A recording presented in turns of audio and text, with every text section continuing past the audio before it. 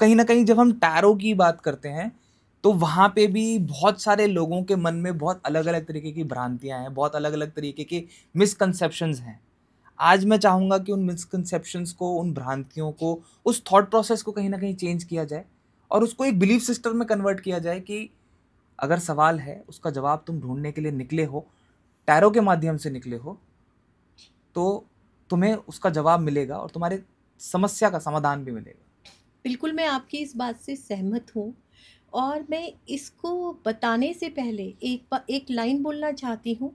जो आपने कहा है, कोई भी स्पिरिचुअल जर्नी या कोई भी विद्या, ऑकल्ट साइंस, आप अगर किसी ज्योतिष को बैठा दें, आप एक साथ में टैरो रीडर को बैठा दें, न्यूमरोलॉजिस्ट को बैठा दें, हस्तरेखा वाले को बैठा दें या फंगशुई वाले को बैठा दें, आपको ये जान के बहुत खुशी भी होगी और आश्चर्य भी होगा कि सबका जवाब एक ही आएगा, अगर पढ़ने वाला या बताने वाला सही अपने ज्ञान को और ईश्वर के आशीर्वाद का जो है इस्तेमाल करता है, तो किसी का भी आंसर जो है ना डिफरेंट नहीं आएगा।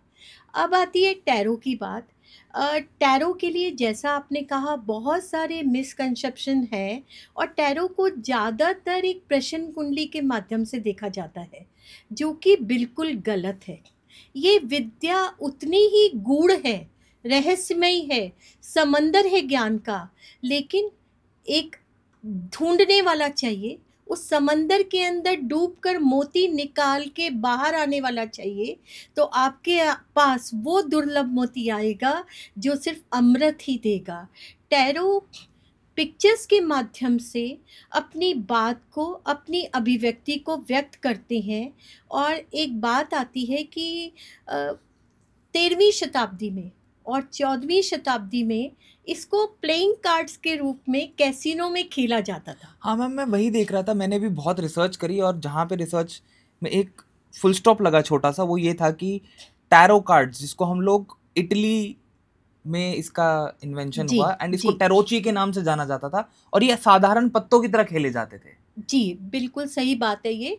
और मैं आपको एक बात और कहना चाहूँगी, आज तक ये बहुत, वो इटली लिख दिया गया है, लेकिन कहीं ना कहीं ये विद्या अभी भी, ये इन्फॉर्मेशन गुप्त है।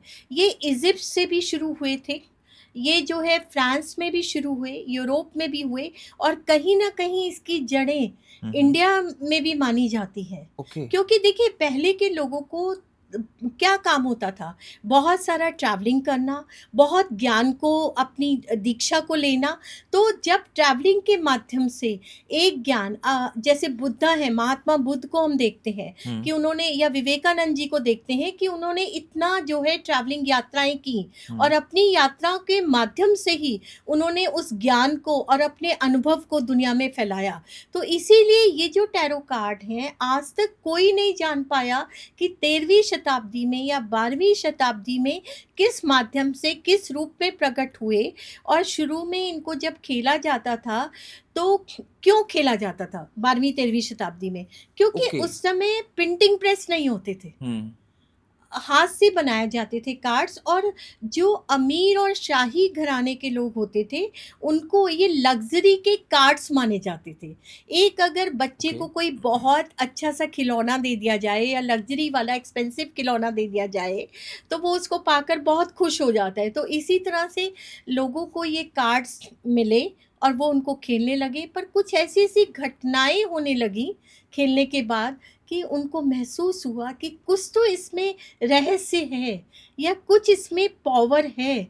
और इसी को, पावर को, जब ये प्रिंटिंग प्रेस आई और 78 कार्ड्स को डेक के रूप में फॉर्म किया गया, पहले इसको पेंटिंग के रूप में बनाया गया और बाद में इसको जो है प्रिंट किया गया।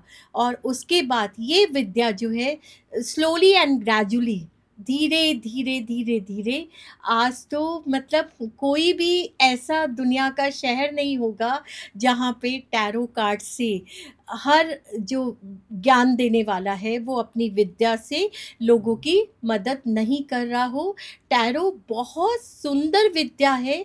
क्यों सुंदर है?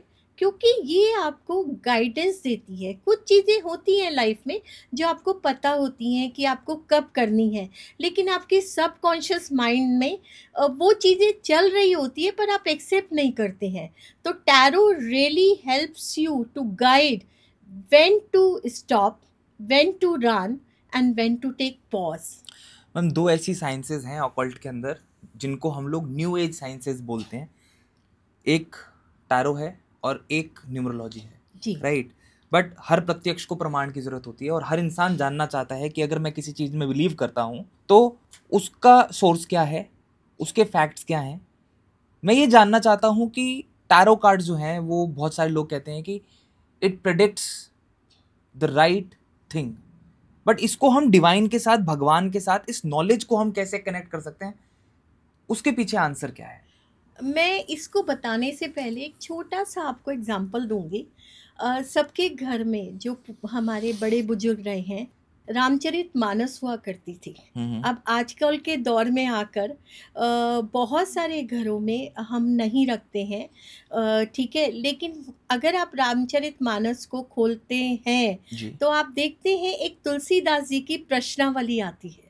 जी उस प्रश्नावली में दोहे हैं, और उस प्रश्नावली में आदमी क्या करता था, अपने प्रश्न को बोलकर अपनी जो है फिंगर से उसके ऊपर जो है जो भी इच्छा है बोलकर उसको रखता था, और फिर वो चौपाई बनती है और चौपाई पूरी बन जाती है। हर 9 अक्षर के बाद उसको गिनना होता है, और जब वो चौपाई बनती है और उस चौपाई के माध्यम से हमें जो है उत्तर मिलता था। हमने भी बचपन में बहुत इसको किया है। मुझे आज भी याद है, मेरी नानी जो है उनकी रामचरितमानस रखी रहती थी, तो जब भी वो इधर उधर होती थी तो मैं उस पर, जब मुझे ये चीज़ की ज्ञान हुआ कि इसको हम ऐसे देख सकते हैं, तो मैंने भी बहुत सारे सवाल पूछे थे और उसका उत्तर मैंने सही पाया था अपने जीवन के हर मोड़ पे। तो जब वो दोहों को हम पढ़ते थे और जो मैसेज आता था वो बिल्कुल जो है सही आता था। आप इसको आज भी चेक कर सकते हैं रामचरितमानस में जो तुलसीदास जी की प्रश्नावली है। इसी प्रकार से आप देखिए 78 कार्ड्स हैं जी जिसमें मेजर अरकाना है और माइनर अरकाना जी। है, ठीक है। अब आती है बात, हम लोग वास्तु में 5 एलिमेंट्स की बात करते हैं। जी उसमें हम कहते हैं कि वाटर भी होना चाहिए, वुड भी होना चाहिए, earth element, space element, air element, ये सारे एलिमेंट हमें टैरो में मिलते हैं। ओके। डिफरेंट डिफरेंट पिक्चर्स हैं। एक अगर हेल्थ का क्वेश्चन है, वही 78 कार्ड्स उस हेल्थ के क्वेश्चन को डिफरेंट तरीके से आंसर देते हैं। और अगर किसी के मैरिज का क्वेश्चन है, किसी का प्रेगनेंसी का क्वेश्चन है, तो वही कार्ड डिफरेंट रूप से डिफरेंट एनर्जी के साथ अपने आंसर को बता देता है। तो ये पिक्चर्स नहीं हैं, ये 78 पत्तों में डिफरेंट स्टोरीज है।